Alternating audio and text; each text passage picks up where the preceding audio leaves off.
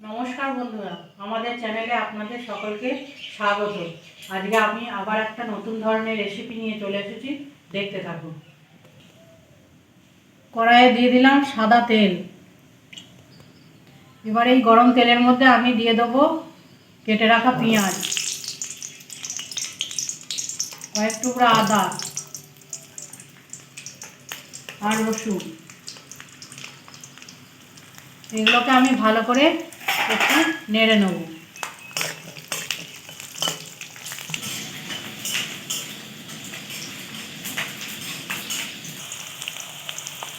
এটা একটু লাল লাল করে ভাজা হয়ে গেছে। এর মধ্যে কয়েকটা কাজু দিয়ে দেবো, দিয়ে একটু ভেজে নিয়ে তুলে নেব।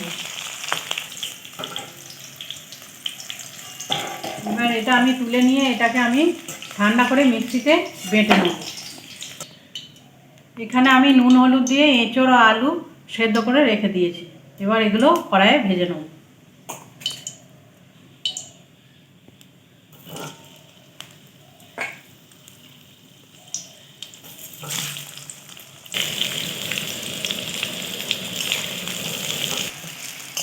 আলুটা আমার ভাজা হয়ে গেছে। এবার এটাকে আমি তুলে নেব।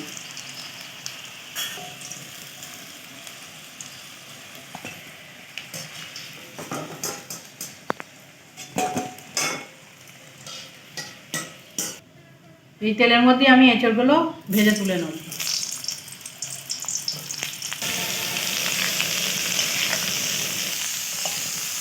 এঁচড়টা আমার ভাজা হয়ে গেছে। এবার এটা আমি তুলে নেব।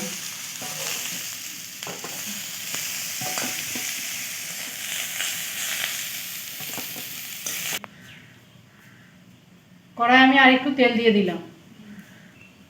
এর মধ্যে দিলাম দুটো শুকনো লঙ্কা, দুটো তেজপাতা, জিরে আর গোটা গরম মশলা।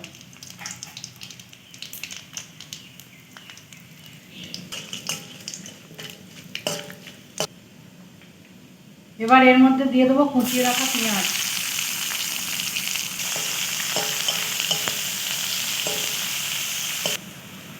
এবার এর মধ্যে দিয়ে দেবো অল্প পরিমাণে চিনি, বেটে রাখা মশলাটা দেবো, লঙ্কার গুঁড়ো, জিরে গুঁড়ো, ধনে গুঁড়ো, হলুদ,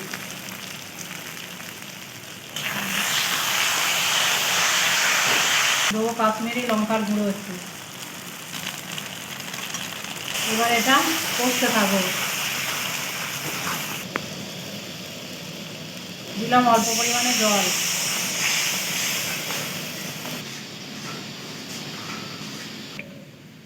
এবার দিয়ে দেবো ফেটিয়ে রাখা টক দই, টমেটো সস,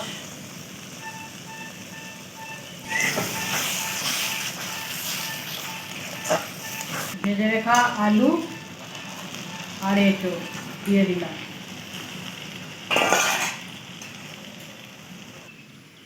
দেবো পরিমাণ মতো নুন।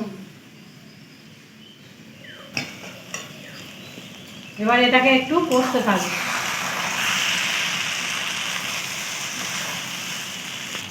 ভালো করে এটা আমার কষানো হয়ে গেছে। এবার পরিমাণ মতো জল দিয়ে চাপা দিয়ে দেবো।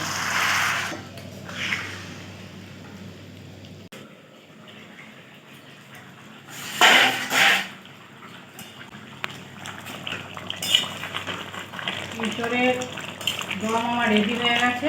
আমি এবার এটাকে সার্ভ করে দেবো। উপর থেকে একটু ঘি গরম মশলা ছড়িয়ে দেবো। দিলাম গরম মশলা আর ঘি।